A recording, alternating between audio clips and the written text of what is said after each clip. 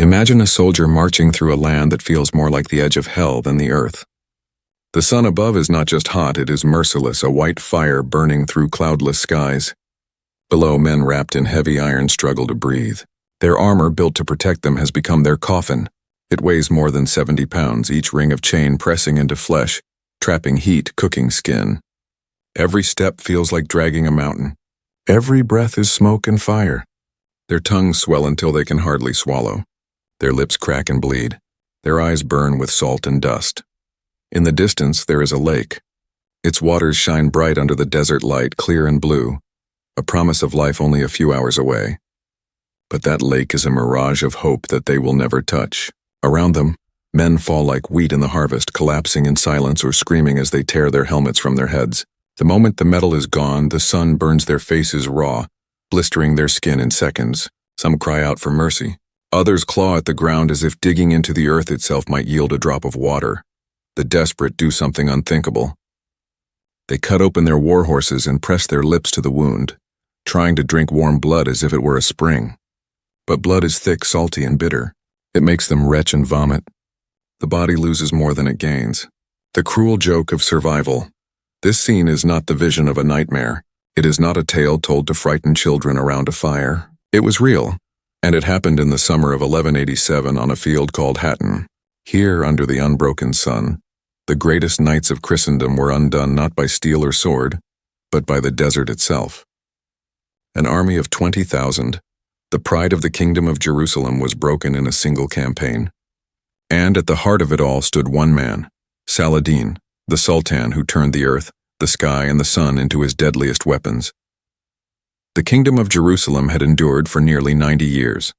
It was the crown jewel of the Crusader states, a land taken by force during the First Crusade and defended through decades of blood. Its castles stood tall on cliffs and ridges.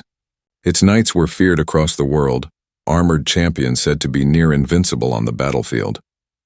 They carried with them the holiest relic of their faith, the true cross itself, a fragment of the cross upon which Christ was crucified. They believed this relic gave them divine protection, that God's hand would shield them in battle. But none of this could stop what was coming. The desert does not respect relics. The sun does not bend to faith. At Hattin, everything the Crusaders trusted, their strength, their armor, their courage, even their God, would be tested, and all of it would fail. The scene opened with cruelty masked as strategy. Saladin, ruler of both Egypt and Syria, had united his people and forged a vast empire. He understood the land as no Frankish knight ever could. He knew its rivers, its winds, its secret wells. He knew that the desert was as much a weapon as any blade. While the Crusaders prepared for battle with armor, horses, and holy banners, Saladin prepared by studying the sun and the earth. He knew the desert would fight for him if he only gave it the chance. When King Guy of Lusignan led the Crusader host into the open hills under the July heat, it was not an act of bravery. It was an act of pride, of pressure, of fear of being called a coward by men who thought glory was worth more than survival. In that choice lay the seeds of doom. They marched not into battle, but into a trap set by the very climate of the land they sought to rule. Imagine them again, an endless column of men stretching over the hills. Knights in bright surcoats, their crosses stitched in red, their armor gleaming in the sun. But what gleamed in the morning began to darken by noon. Sweat soaked through padded tunics. Chainmail pressed like a hot brand against the flesh. Shields grew heavy. Horses stumbled. And in the hills, watching, waiting, circled Saladin's horsemen. Men born to this land, light in armor, fast in movement, their bows ready. They did not rush into battle. They waited. They let the sun and the dust strike first. The knights still believed they could reach water. They looked ahead and saw the shimmer of the Sea of Galilee. They told themselves just a few more miles, a few more hours, and they would drink. But each time they pressed forward, arrows rained down. Each time they tried to angle toward the lake, they were turned aside. They marched all day and the water never came closer. The horizon mocked them. The lake was always there, glimmering, yet always out of reach. By dusk, the army was already broken in spirit. Some prayed for death. Some cursed their king. Some clawed at their own armor, desperate to be free of the heat even though they knew arrows would find them the moment they stripped down. The desert was not just killing their bodies. It was killing their minds, breaking them piece by piece. This was the beginning of the end. At Hattin, the Crusaders discovered that the strongest army in the world could be destroyed without a single direct clash of swords. All it took was the sun, the sand, and the will of a leader who knew how to use them. And as night fell on the hills of Galilee, the knights of Jerusalem realized too late that they were no longer soldiers in a campaign. They were prisoners in an open-air oven, and the desert was the executioner. The kingdom of Jerusalem stood like a fragile flame flickering in the wind. For nearly 90 years, this thin strip of land had survived against impossible odds. Castles rose on cliffs like jagged teeth. Armies from Europe arrived again and again to defend it. Pilgrims walked its roads believing they were treading on holy soil. Yet by 1187, every foundation was shaking. The greatest danger was not far away. It was already inside the walls of the kingdom, waiting in the decisions of men. The Crusaders were proud, but they were also divided. Their king, Guy of Lusignan, wore the crown but not the respect of his people. Many saw him as weak, guided by pride more than wisdom. Around him were rival lords, each hungering for power, each ready to whisper against the other. Among them stood Reynald of Chatillon, a man whose hunger for war had no limits. He had raided caravans, broken treaties, and spilled blood in times of peace. His recklessness had already drawn Saladin's wrath like a storm gathering on the horizon. Saladin had been waiting for such mistakes. Unlike the fractured Crusaders, he had united Egypt and Syria. He was patient, careful, and cunning. He saw the kingdom not as a fortress, but as prey that only needed the right push to collapse. And in the summer of 1187, he found his chance. The stakes could not have been higher. Every soldier, every knight, every priest in Jerusalem knew what was at risk. If they lost their army, they would lose their castles. If they lost their castles, they would lose their kingdom. And if they lost their kingdom, they would lose Jerusalem itself, the city at the center of their faith, the very heart of Christendom in the East. To march into the desert was not just a military gamble. It was to place the fate of thousands of lives, of holy relics of an entire generation's work, upon the shifting sands of Galilee. Every voice of reason warned against it. Raymond of Tripoli, the most experienced commander, begged King Guy not to move. He had fought in the desert for decades. He knew the sun was a sharper blade than any sword. He told the king plainly, "If we march, we die." But in the halls of power, reason is often drowned by pride. The knights around King Guy did not want to wait behind walls. They did not want to be remembered as men who feared the enemy. They shouted for honor, for glory, for battle. They mocked Raymond as a coward. They sneered at his caution. And in that tent, the king's will bent under the weight of pride and pressure. Against his own fear, against the counsel of wisdom, he made the choice to march. The decision was like striking flint against steel. It set fire to everything that would follow. In that moment, the kingdom of Jerusalem's fate was sealed, though none of the men realized it. They believed they were marching to victory. In truth, they were marching to extinction. The stakes stretched beyond the battlefield itself. In every castle across the land, defenders watched their lords ride away. They sent their men to join the army, leaving behind empty walls. In every town, fathers marched off, leaving mothers and children behind. The Crusader host was not just an army. It was the kingdom itself gathered in one place. To destroy it would be to leave every city, every stronghold exposed like a body without a shield. And they carried with them the true cross, the holiest relic in Christendom. This was no ordinary standard. It was a splinter of the cross on which Christ himself was believed to have died. For the Crusaders, this relic was more than wood. It was the hand of God, a promise of protection. To lose it would not only shatter their army, it would shatter their faith. Saladin understood this better than anyone. He knew the Crusaders' strength was also their weakness. Their pride made them predictable. Their faith made them vulnerable. And once the army marched into the desert, he would not have to break them with steel. The sun and sand would do the work for him. The stakes reached across continents. In Europe, kings and nobles watched from afar. They saw the Crusader states as the outpost of their faith, a shield holding back the Muslim world.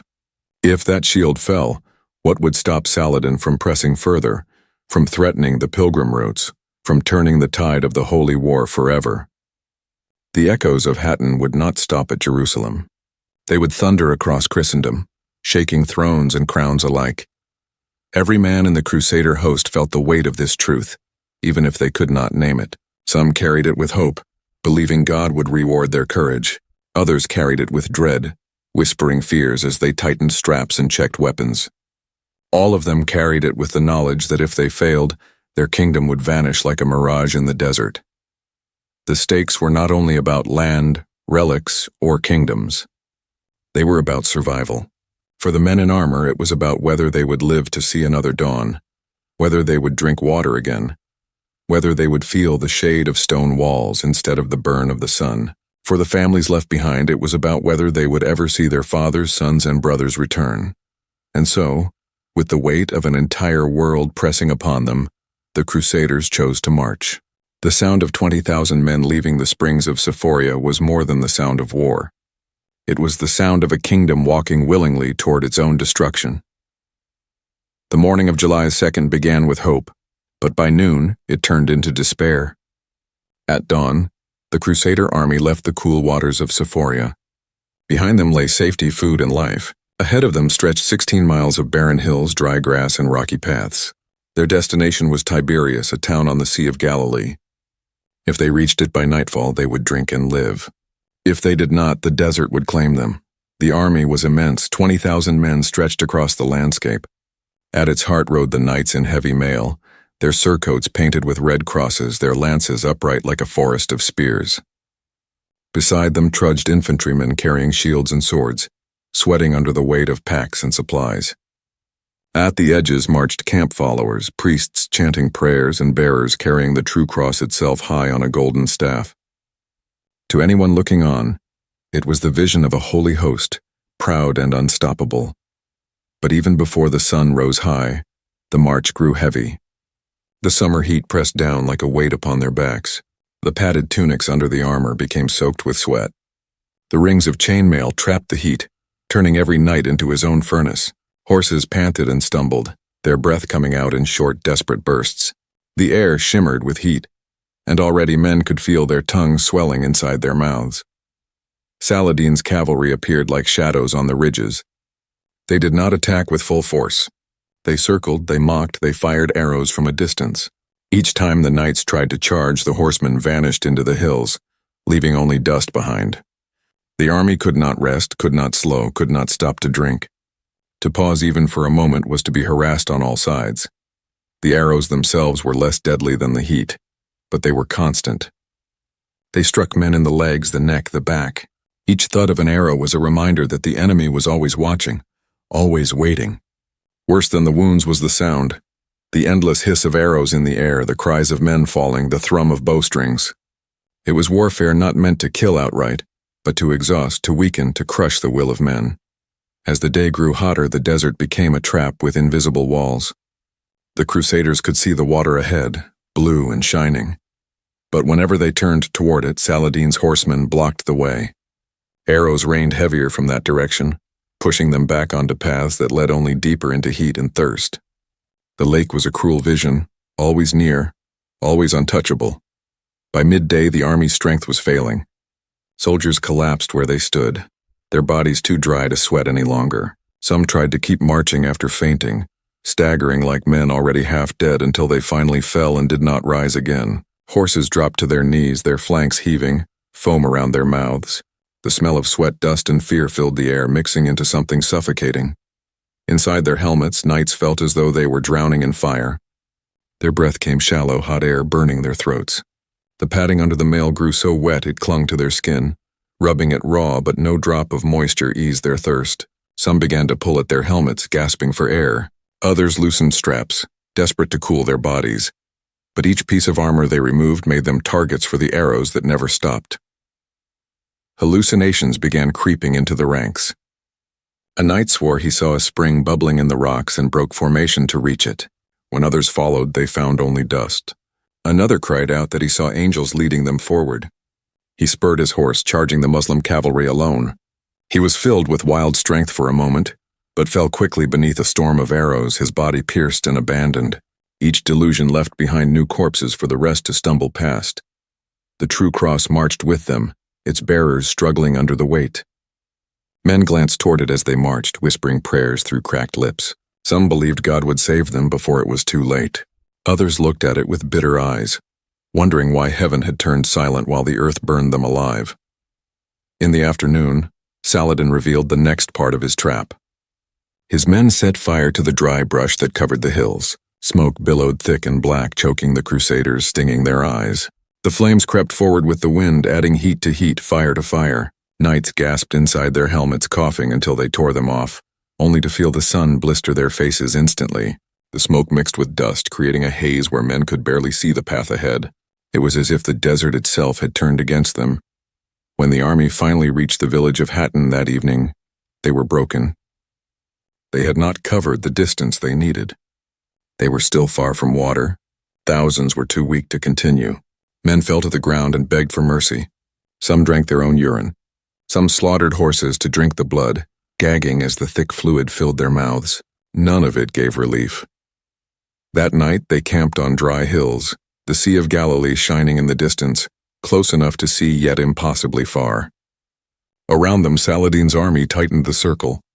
Drums and shouts echoed through the darkness, keeping the Crusaders awake, grinding down the last fragments of hope. Men tried to slip away to find water, but every escape ended in death or capture. Those returned alive were executed in front of their comrades as a warning.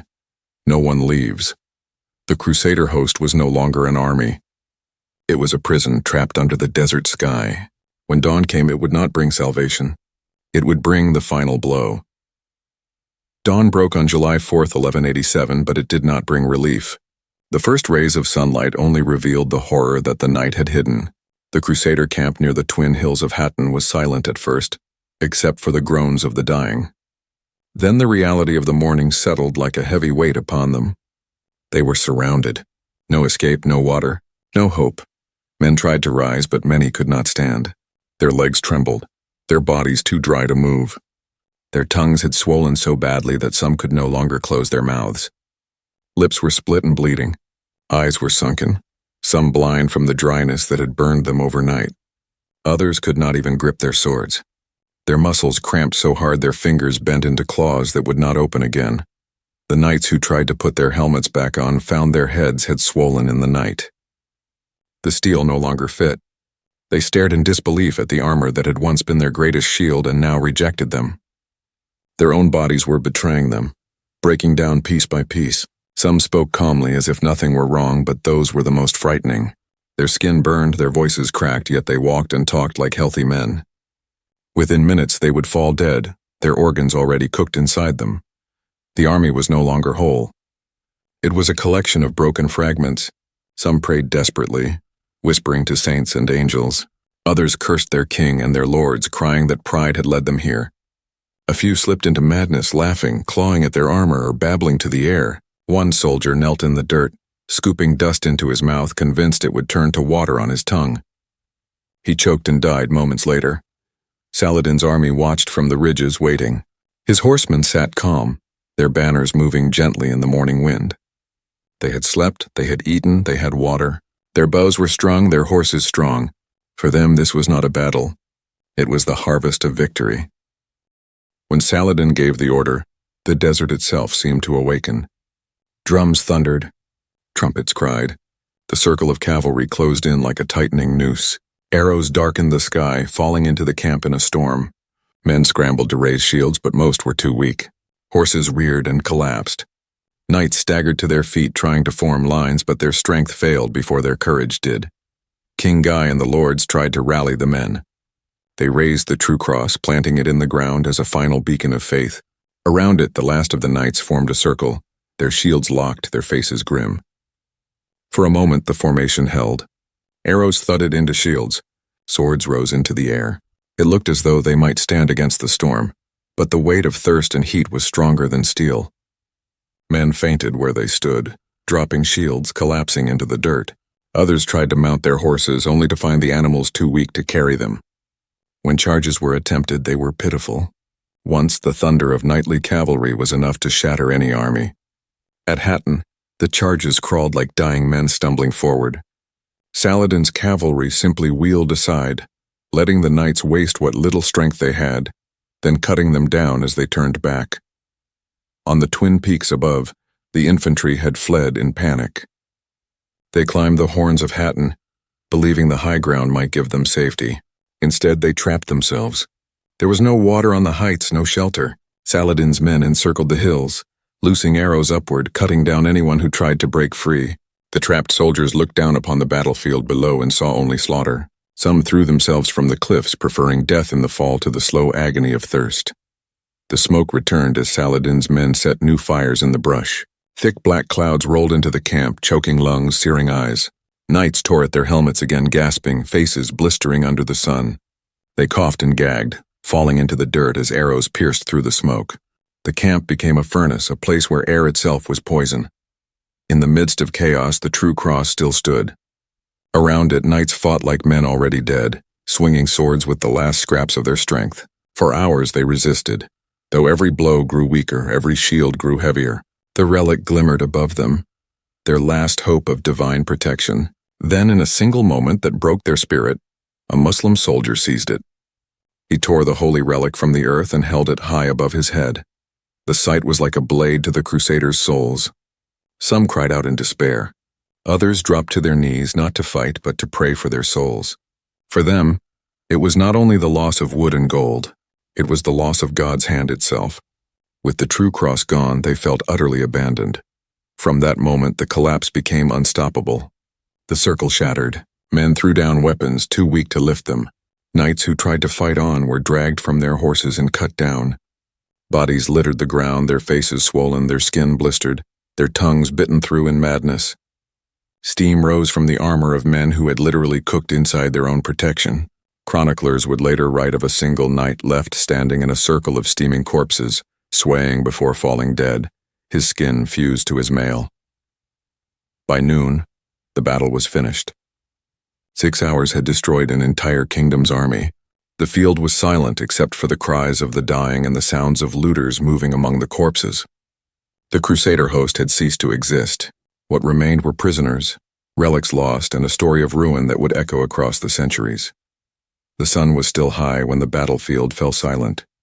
What had begun as an army of 20,000 Crusaders was now a graveyard stretching across the dry earth. The air reeked of sweat, blood, and something worse, the faint, sickly smell of flesh cooked inside armor. Crows circled above, their shadows sliding across the bodies that lay broken and swollen on the ground. Those who still lived were too weak to resist when Saladin's soldiers moved among them. Knights tried to lift swords but could not raise their arms. Men cried out for water, their voices raw and cracked, but none came. Instead, they were bound, dragged into groups, and marched away as captives. The proud host of Jerusalem was reduced to chains and silence. At the center of the ruin stood King Guy of Lusignan. He had led his men into the desert and now saw them lying dead all around him. With him were the nobles of the kingdom, pale and broken, their armor dented, their banners fallen. They were brought before Saladin, who had watched the battle from the high ground, calm and patient as his plan unfolded. In Saladin's tent, the moment carried a weight greater than the battle itself.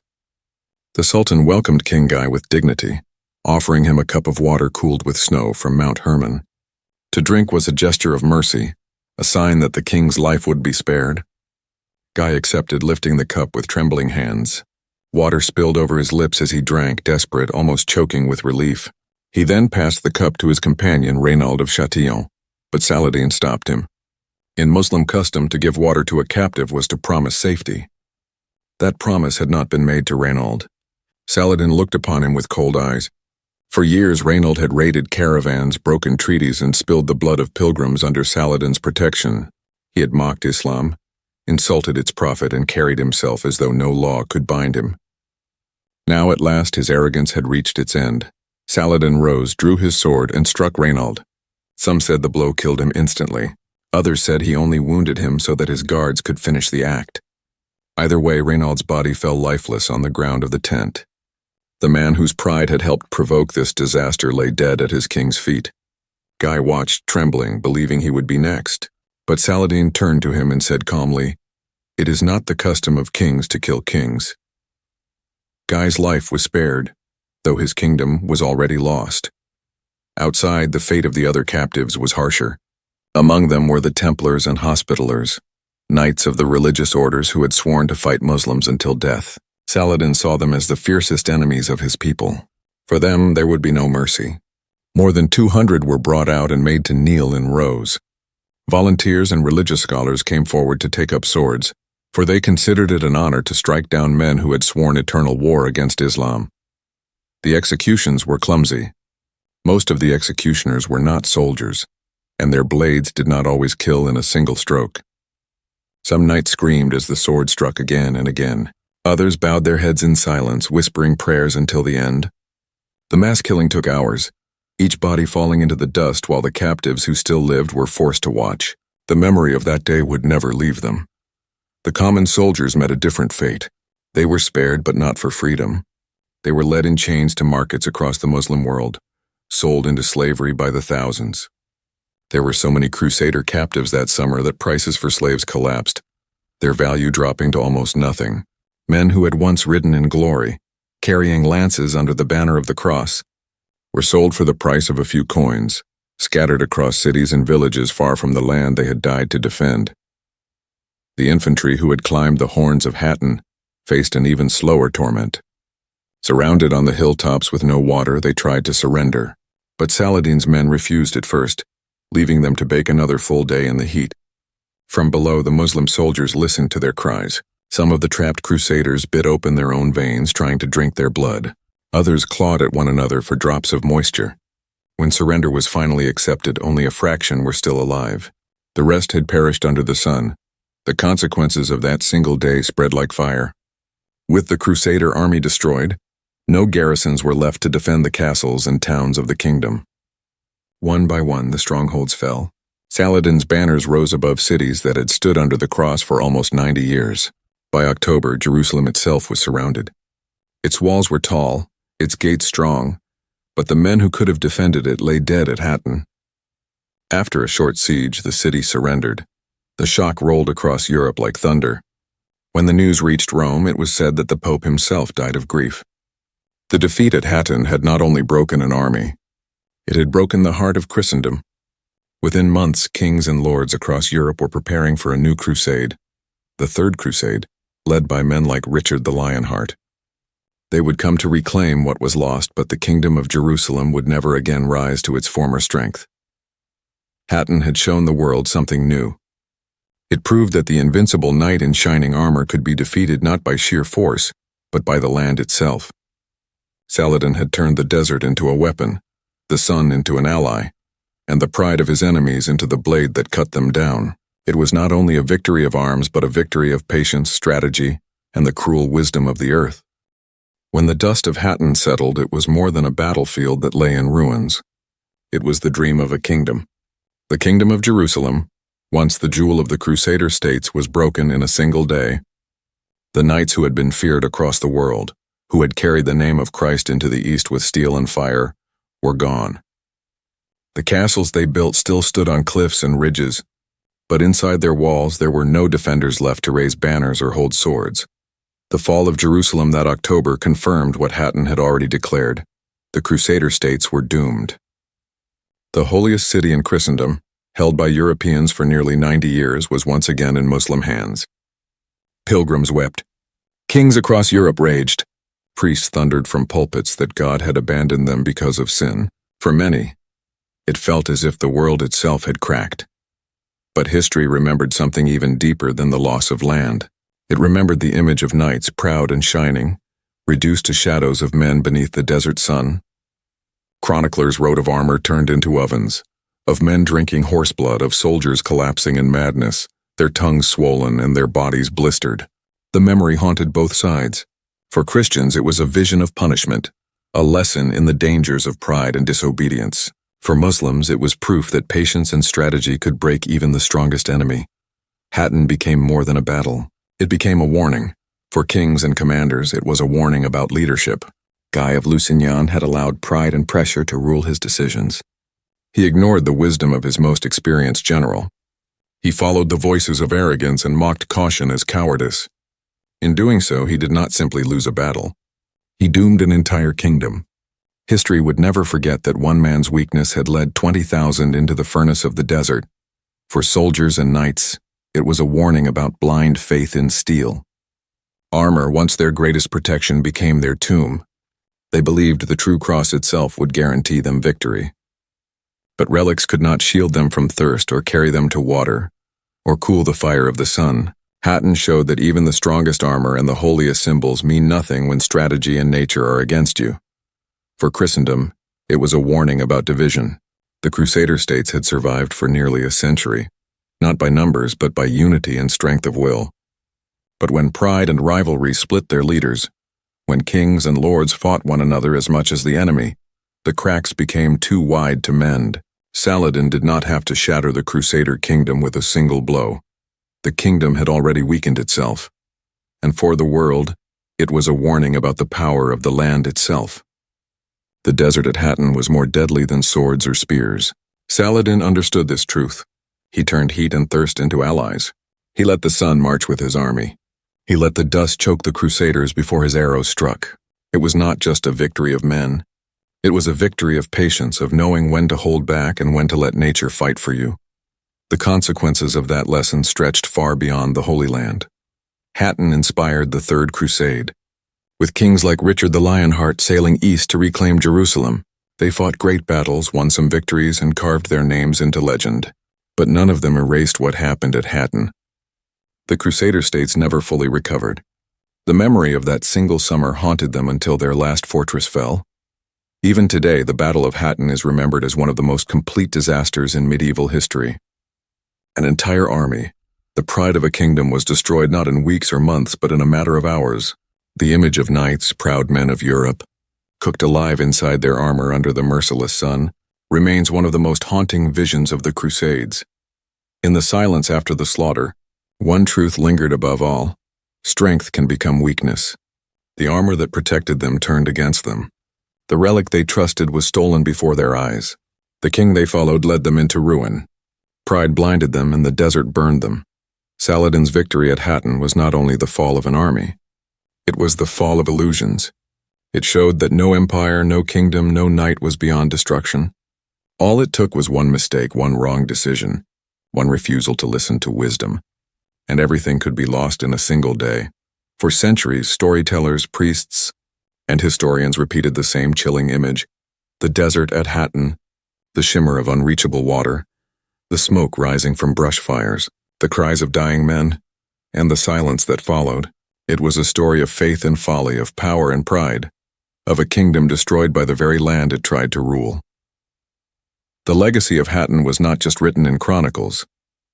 It was written in the bones left behind in the hills, in the relics carried away in triumph, and in the whispers of men who saw it with their own eyes and lived to tell of it. It is remembered as the day when knights of Christendom, who believed themselves invincible, were broken not by greater swords, but by a greater patience, a greater mind, and the greater strength of the desert itself. Hattin was not simply a battle lost. It was a kingdom consumed, and its lesson remains: the mightiest can fall, not always by force but by their own pride, and by the land that waits, silent and merciless, for the moment to strike.